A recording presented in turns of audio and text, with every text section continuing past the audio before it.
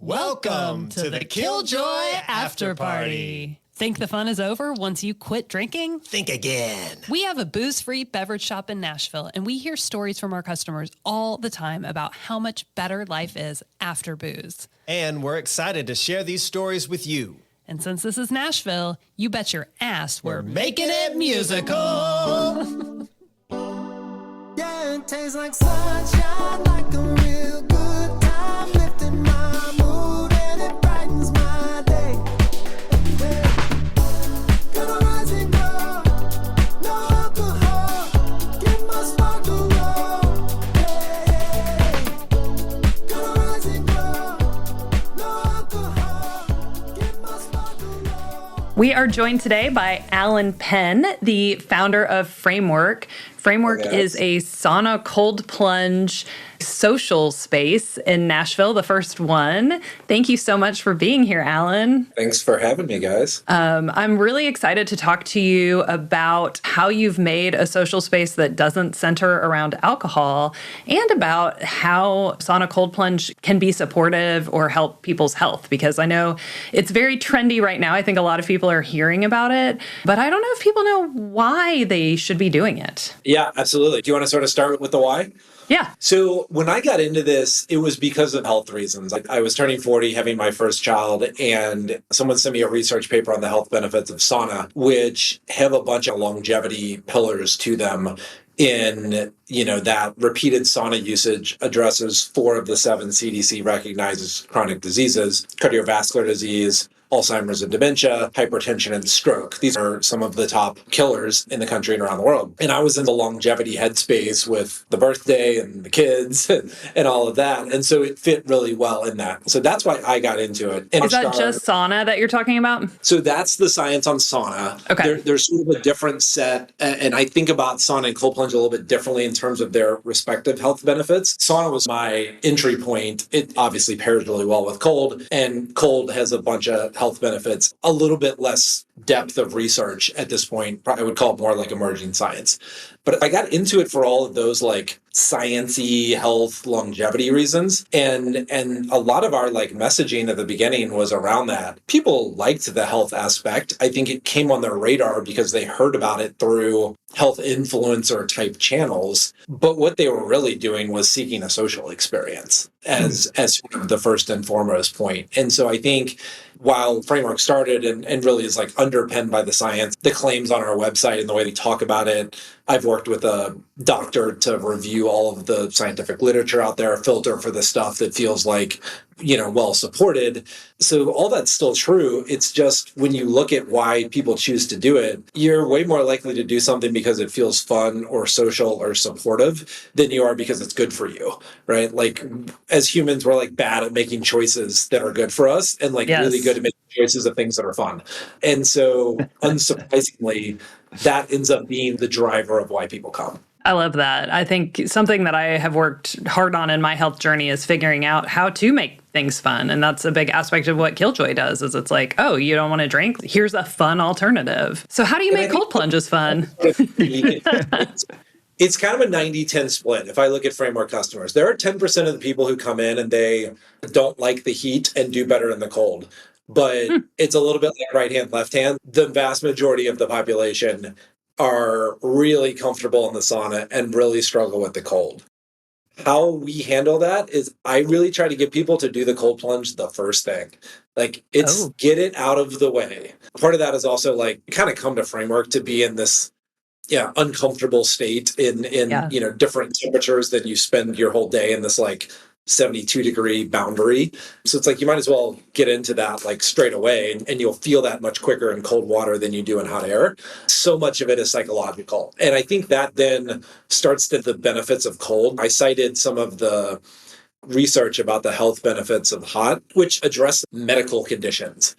And we know some of the science of what happens to your body in cold water, but that's not how I talk about it. I talk about cold as like practice doing something that you don't want to do. Practice bringing rigor and discipline to your life. Practice managing your stress. Because, what happens when you get in cold water is your like cortisol really spikes and your rate of breath really increases. And that's a really like hyperventilating is unfun if you've ever done that, right? And so you have to manage your breath to get back to a comfortable state. You can do that in the water. And we see people get really good at this, even when they started off not good at it. Nobody naturally is. It's a process. I feel like so much of that is really transferable outside of the cold water, right? If you spend 3 to 5 minutes in cold water while you're at Framework, that's not the totality of the benefit you're getting. Like that extends to the person who cuts you off in traffic, the annoying coworker, the chaos at home with your kids, whatever it is. Practicing being able to manage your breath and mindset in a stressful environment. That's how I talk about the benefits of cold, even before we get into the science of like what's actually going on. And I know your saunas are very social because you're in there for longer and it's warmer and people are relaxed. But every time I come into Framework, when people are in the cold plunge, the staff is cheering them on, or like the person sitting in the tub next to you is trying to talk to you. So y'all have done a good job of incorporating the social in the plunge as well. And I think that's the benefit here is that people want to cheer other people on. They want to get or give tips on how to conquer something hard. But this is why if you think about the origins, like team building as a concept, right? Like everything from the ropes course to military boot camps to hazing in sports or fraternities, that's all sort of grounded in this human thing that happens when you go through something difficult together. You're brought closer together. I don't know I'm sure someone has a appropriate psychology term for it, but it's real. At some level, that's kind of what's happening. And so it gives you a conversation starter with somebody. It gives you a way to engage and support people. And I think that environment's really important. Yeah, from a scientific perspective, I'm interested because before I ever tried a cold plunge, I had read about, in the context of addiction, that for people trying to quit drinking, like something that you do when you drink is you just like flood your body with dopamine. And it's this very fast, method of getting dopamine, but then it goes away really quickly. And that cold plunge, from a scientific perspective, slow releases dopamine afterward for like a long time. So it can help you to feel better all the time. And so I was just reading this story about like a guy who got addicted to cold plunging after he quit drinking. But of course it was a healthy addiction because it made him feel really great. I thought about that too when I was watching the movie about the guy who swims with the octopus in the really cold water every day. He said that he didn't get out and swim in that cold water every day. He would physically miss it. I think some of it's attachment to routine. And then some of it is there's a neurological thing going on where, to your point, Stephanie, your dopamine is spiked. I mean, to like draw some curves with my fingers here for a second, like the things that tend to spike dopamine really high in the drugs and alcohol unhealthy category, the spike looks like this, right? Really sharp up, really sharp down, and importantly, below baseline. And that's when you really feel like shit, is you've dropped down below. So then you spend a bunch of time kind of just getting back to zero. And then, of course, like regular usage, the peaks aren't as high and, yada, yada. With cold plunge, what it seems like the science says is that the spikes are still really high. It's a 250x increase, which is like in line with caffeine, chocolate, cocaine, sex, some of these sorts of things. Are caffeine, cocaine, and sex all in the same category? For me, they are. They all have a similar sized impact on dopamine, was my read of the research. Obviously, there's other things that go on in all of these besides dopamine. I didn't know that. Caffeine is exciting now. Pick your stimulant, right? The curve looks much more like a long, slow decline, multi-hour. Like 3 hours is the number that's sticking in my head. That's the first thing I noticed with cold plunging was I kind of couldn't observe it for a while because I was like, when I would get out, I'd be shivering and kind of like lost in that uncomfortableness. But then when the shivering would stop, you'd be like, man, I feel really good. And like by that point, I'd driven home from the place I was cold. Like it'd been a bit. You just like, I could tell that my energy was high. If I did work, I was focused. I felt kind of chatty and social in a sort of like almost like alcohol-induced, euphoric kind of like social connection kind of way, but calm at the same time. Things would just faze me less. Combining all of those is really unique. At the same time, you're spiking the dopamine, moving your nervous system from fight or flight to the rest and digest. that combination of things going on at the same time is a pretty interesting state. And now you've combined it. At Framework, you also have the cafe where you serve drinks with adaptogens, non-alcoholic spirits, so people can hang out and enjoy a conversation over a drink as well. Yeah, I talk about it as extending the social experience. We want to do in the sauna and cold plunge space. Obviously, we want that to be social. You'll go in there and there'll be other people that you don't know. We talked about the social cold plunge aspect. Then whether with people you came with or someone new that you've met, extending that social experience. Obviously, there's nothing older in human history. The original social experience is the dinner table, right? It's food and drink. We just very humanly associate with social experiences. At the same time, I was getting started with Framework, got really excited about what was happening in the non-alcoholic beverage space. This is how we initially connected.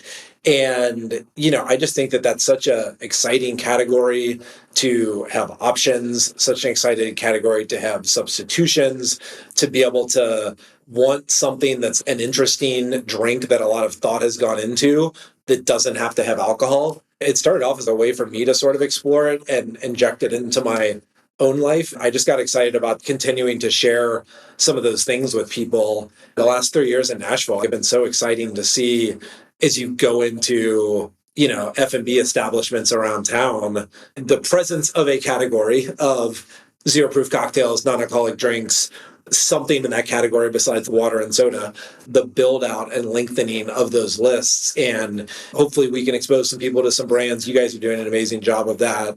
I think the city's really taking notice. I'm not able to drop a ton of names, but I worked with a notable restaurant group in town to build out the two unique to Framework drink categories that we have. We have 3 zero proof cocktails and what we call our tea elixirs, which is they're sort of either green or herbal tea based, and then have a lot of other sort of adaptogenic ingredients as well. We serve them as iced teas. And ultimately, the work that we started kicked off with that restaurant group is making their way into some of their restaurants now because they're the same demand. I can just see in this, what feels to me like a pretty short period of time of a year or two, how that's evolving. Well, Allen, I want to learn more about you and your backstory. I read some article that said you had perhaps lived in Japan and Finland. Is that accurate? I lived in Singapore and Hong Kong. I traveled pretty extensively. I'd like to think that I've traveled extensively for a long time, but obviously living far from home then sort of gives you a base to travel to a whole bunch of other areas. But when I was 29, I moved to Singapore for work, expecting to stay for 6 months. Ended up staying for 6 years. Met my wife while I was living in Hong Kong. And so, dramatically reshaped my life. And, 6 years in your 30s is such a formative time that, felt like I absorbed a lot and felt really fortunate to have done that. And really only moved back to the US basically 2 weeks before the pandemic. My gosh. got stuck here. And so, really sort of amazing time in life, kind of pre-kids, pre-marriage for the most part. That's so cool. Is your wife from Singapore? No, she's from Brentwood, actually. Sort of hilariously. Brentwood is a suburb of Nashville for people who don't live here. I forgot this was a global podcast. She's first generation, born in the U.S., Taiwanese American. So her parents immigrated from Taiwan to school in the U.S. I met my, essentially Asian wife in Asia who's from Tennessee in sort of this funny twist. We had gone to university together, didn't really know each other that well, but we're I don't know, we were connected on LinkedIn or something, and I moved to Singapore and there were 3 people on the continent that I had any connection to. So started there. We were dating other people at the time, and it took us a year to meet up, and then started sort of subsequently dating and got married while we were living in Asia, and then moved here a couple years ago. But yeah, that was the story. That's incredible. How did your travels shape what you made with Framework? I think the biggest thing was just seeing the prevalence around the world in all of these different cultural contexts of people using elemental things like hot air, cold water, such that when I saw the research a couple years ago, it was pretty clear to me that this was not just the latest fad. I think if you look at the way that cold plunging is talked about on social media and in the news, you could easily mistake it for a fad. While I'm sure something else will replace it at some point as the hot thing to talk about, it's not going away because people have been doing this forever. It's one of the easiest things to access that can kind of have this impact on you, right? Like we have tubs and they are very clean and they circulate the water and filter the water. But you could also just jump in a pool in the wintertime or jump in a lake in the winter or jump in the Pacific Ocean anytime. Yeah. Started. And so just kind of observing that, traveling in North Asia and Japan and Korea and their versions. Finland has sauna culture. You go to the Middle East and get into hammam culture, which looks a little more like steam room like. You can travel in Native American regions of the US and Central and South America, and you have this sort of sweat lodge concept. And so just sort of seeing around the world that these things had been done far before the US discovered it, social media discovered it. Wait, white men didn't invent this? That's good. How did you come up with the name Framework? What's the meaning behind that? So the things I liked about the name, as you sort of go through, what could you call this? Framework, frame in sort of the literal sense of like structure, and framing is usually done with wood. And so like that element. But really the biggest thing is thinking about frameworks for anything, meaning a structure or sort of like an organizing principle. If you reflect on when you might use this word in your day-to-day life, usually you're talking about what's the framework for the discussion we're going to have on this podcast, or something like that. But you're talking about like, how do we organize things that serves as sort of like a scaffolding or a structure to build out the rest. And I think that fits really well with the way that hot and cold is best injected into your life. Like this is something that can cause some structure to your day or to your week, to be able to put this in and know that you've got a healthy thing that you can do that's going to make you feel better when you left than when you walked in the door, that will have some social aspects to it. Those are like really positive things. And so if you start building your day with a couple of those things, right? In the same way that you might say, the best days I have are the days that I sleep well the night before, that I work out in the morning, like whatever the healthy rituals that you have are.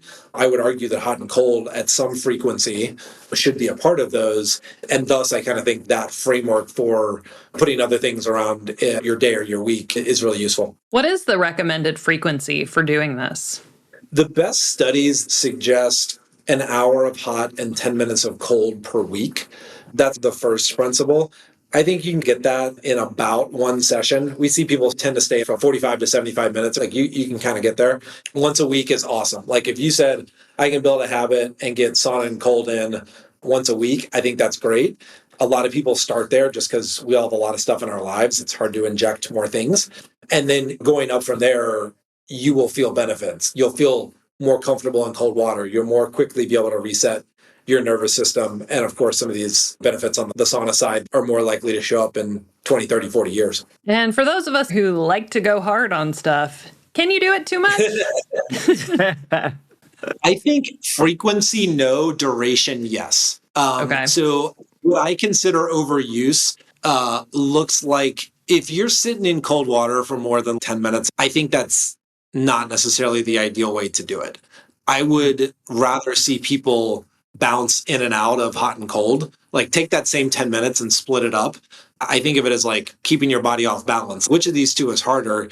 Maintaining something for a long time or hot, cold, like your body's really off balance when you do that.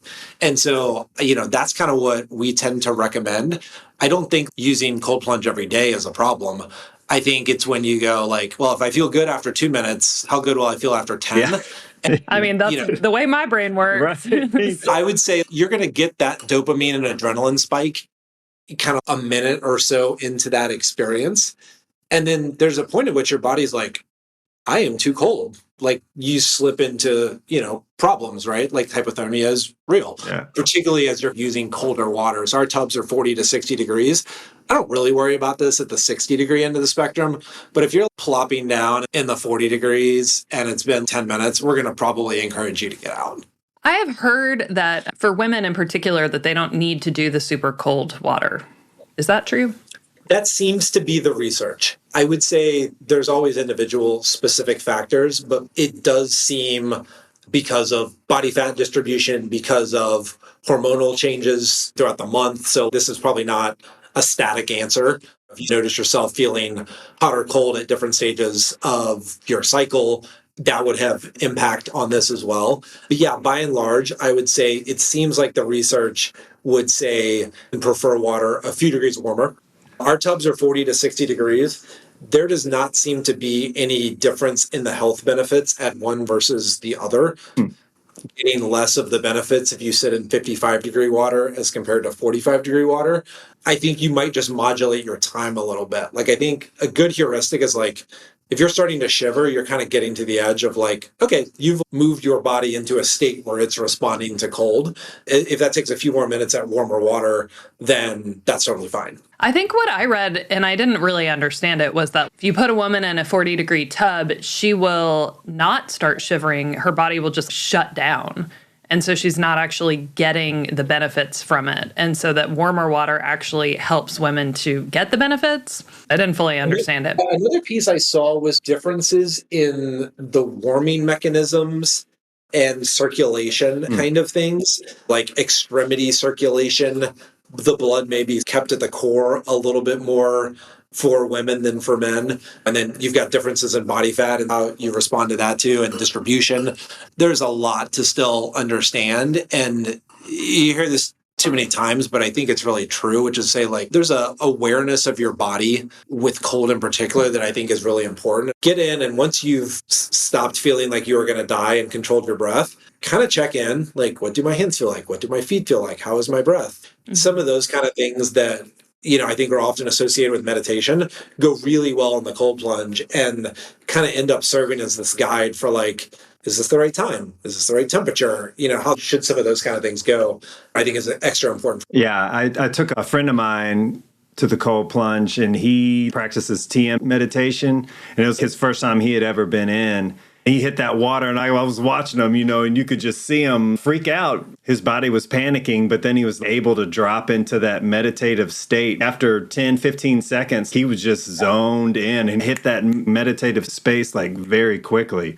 So I thought that was fascinating. The initial reaction is involuntary, right? Like if you stepped into your shower before it heated up and just got a gasp of cold water that you weren't expecting, you're going to do that, right? Yeah. Like that's involuntary reaction, that gasp reflex. Everything after that is controllable. And so that's observing, I think, with your friend.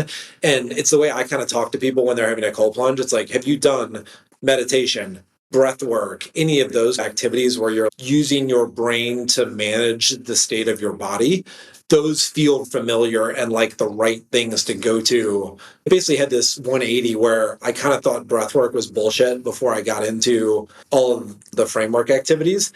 It just felt like really woo-woo and not real to me. And I've had such a 180 on that to the point that mostly things outside of water, though very much so in the water too, I've realized how much I can control my mind state and emotions through breathing. That's my PSA for today. Breathwork is not bullshit. Just realize that the way in which you breathe is going to affect the way in which you feel. Try that for yourself with different formulations of breath. Yeah, I love that. I feel like sometimes the messengers on the woo-woo things and the spiritual things tend to be a tad bit cringy, and that leaves a bad taste in our mouth. I've definitely experienced that with a lot of the meditation, yoga, several things. So we just have to kind of learn how to apply it to ourselves. I mean, it's like if like the most sort of like hippie yogi and the Navy SEALs agree on something, like there's got to be something, right? Well, I also think a persuasive argument is you can get high from doing breath work. We're out there trying to kick drugs and alcohol. Get on some holotropic breathing. That'll change your mind real quick. Yeah. Yes. Is there anything else you would like the people to know, the people listening worldwide? Let's end with the social piece, which is to say, figuring out places and activities that create opportunities for you to be around other humans in real life. I just don't think that can be overstated. I'm happy that the framework does that with sauna and cold as the basis.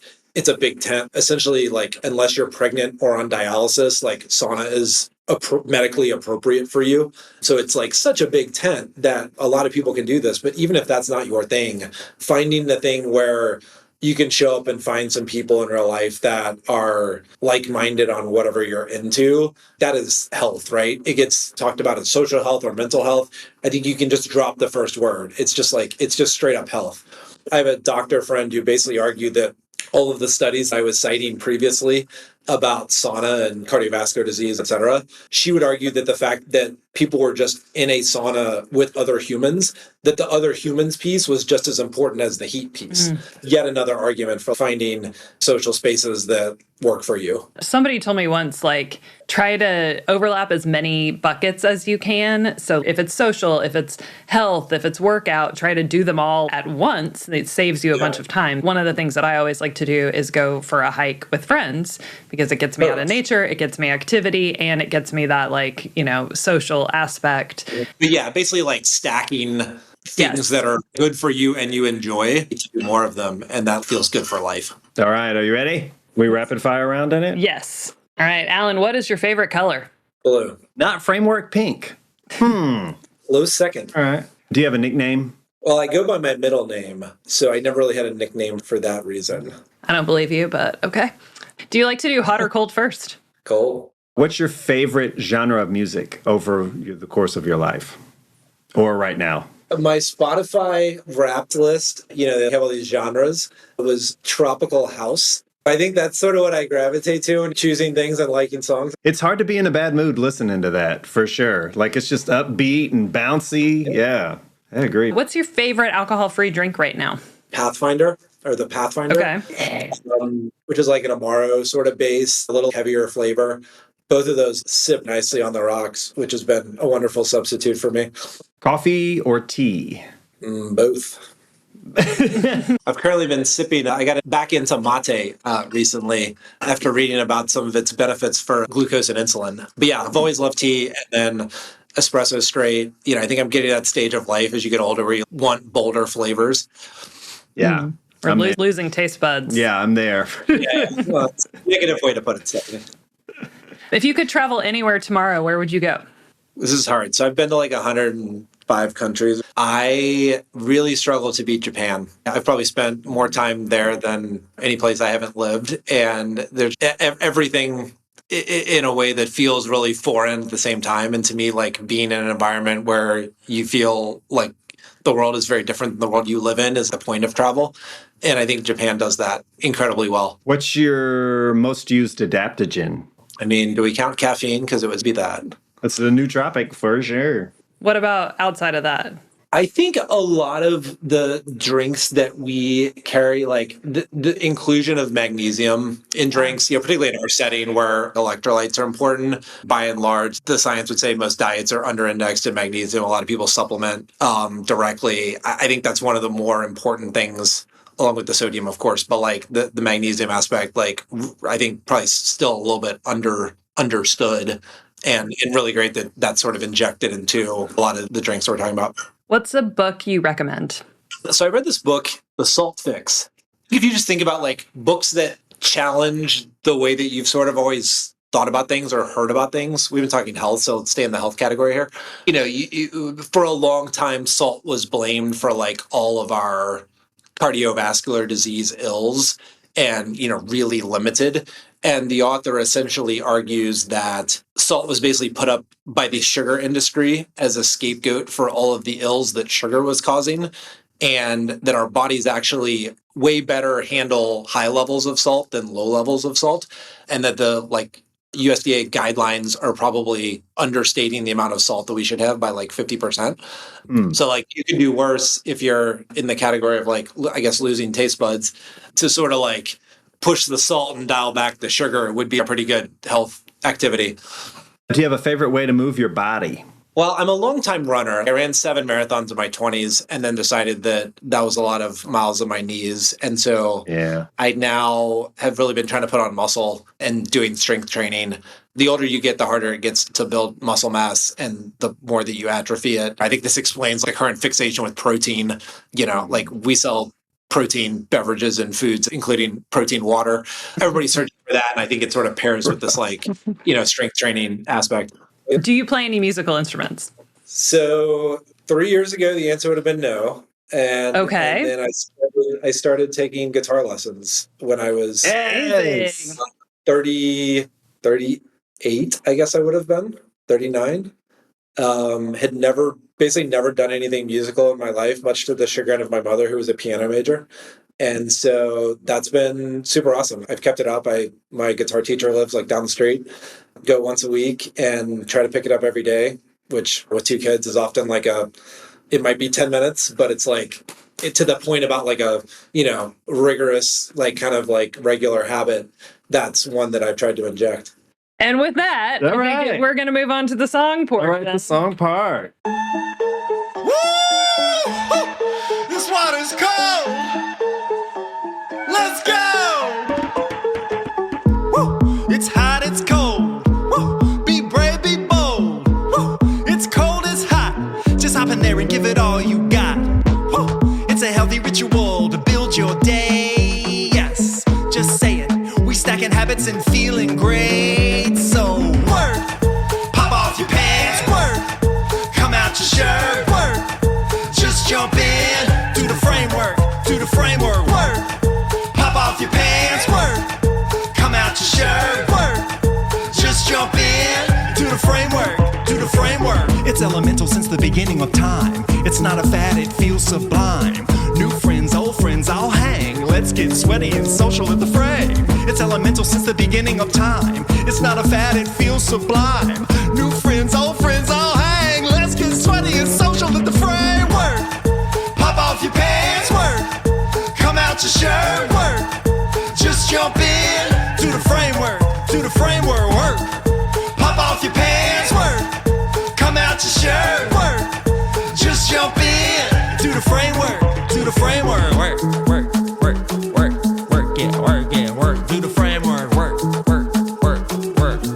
yeah, do the framework, yeah, do the framework, Hit. That was fun. Yeah. That was a good one. Thanks. Once you said tropical house, I was like, Yeah. maybe, I'll have to use that in the song, but well, Alan, thank you so much for being with us today. Thank it was you, guys. wonderful This was chatting with you. very Tell fun. the people where they can find you online if they want to follow along. Join Framework is the Instagram, joinframework.com. And our studios in Wedgwood, Houston. Come say hi. Heck yeah, let's all go together. Get sweaty without pants on. That's right. Just for clarity, it's a clothes situation, swimwear, these sorts of things. Yeah. But you're still not really, nobody's wearing pants. Yeah, probably you're still taking off your pants for it. Yeah. yeah. All right. Thanks, Alan. We'll see you soon. Thank you. See you in the Yes, sauna, thanks, guy. Will. Yeah.